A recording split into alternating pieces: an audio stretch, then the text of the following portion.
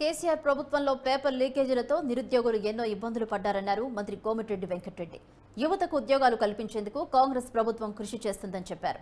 అధికారంలోకి వచ్చిన తర్వాత పోలీసు శాఖలో 13,000 ఉద్యోగులు అపాయింట్మెంట్ ఆర్డర్లు ఇచ్చామని, సంవత్సరంలోపు 2 లక్షల ఉద్యోగాలు భర్తీ చేస్తామని హామీ ఇచ్చారు. యువత ఎంప్లాయీనే కాకుండా ఎంప్లాయీస్ ను క్రియేట్ చేసేలా ఎదగాలని అన్నారు.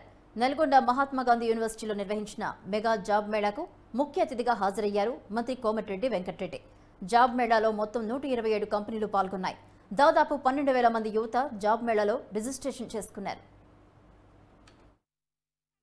అంటే మన టాలెంట్ ఉండేదంటే ఇంకా స్టార్ట్అప్ కంపెనీస్ పెట్టుకుంటే తప్పకుండా ఇండియా లాంటి పెద్ద కంట్రీలో మంచి ఫ్యూచర్ ఉంటుందని చెప్పి మీకు అడ్వైజ్ ఇస్తూ డెఫినెట్గా ఎవ్రీ మంత్ ఏదో విధంగా ఫార్మా కంపెనీస్ కానీ మిగిలిన కంపెనీస్లో జాబ్ మేళాలు పెట్టుకుంటూ మిగిలిన డెవలప్మెంట్ కార్యక్రమాలు కూడా చేసుకుంటూ యూనివర్సిటీలో ఉన్న వేకెన్సీలు అన్నీ కూడా ఆల్రెడీ సీఎం గారితో డిస్కస్ చేయడం జరిగింది. ఈరోజు మనం స్పోర్ట్స్ కాంప్లెక్స్ ఒకటి, ఎగ్జామినేషన్ బ్రాంచ్, ఒక theatre, engineering college building sanction చేసుకున్నాం.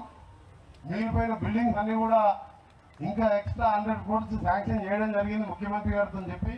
దానికి సంబంధించి కూడా త్వరలోనే మళ్ళీ నేను వచ్చి ఆ ప్రోగ్రామ్స్ అన్ని కూడా స్టార్ట్ చేస్తాను.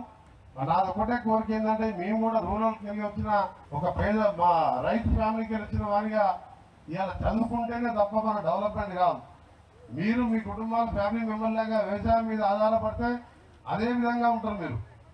అందుకుంటే అబ్దుల్ కలాం గారు చెప్పేవారు ఎప్పుడు, ఆయన పుస్తకం వింగ్స్ ఆఫ్ ఇండియా, ఆయన పుస్తకంలో వింగ్స్ ఆఫ్ పుస్తకం మీరు చదవండి. కళలు పెద్దవి కావాలి, రాష్ట్రపతి కావాలి, ప్రధానమంత్రి కావాలని. ఏమి కాకపోయినా సరే కళలు అనేది పెద్ద కంటేనే మనం ఏదైనా సాధించవచ్చు. అందుకని మీ అందరూ కూడా మళ్ళీ రిక్వెస్ట్ చేస్తున్నాం. ఈరోజు నైట్ వరకు కూడా ఉంటుంది క్యాంప్ ఇక్కడ. టీసాక్ మన ఇన్ఛార్జి గారు కూడా రిక్వెస్ట్ చేస్తున్నాను. ప్రతి ఫౌండేషన్ నుంచి అందరికి లంచ్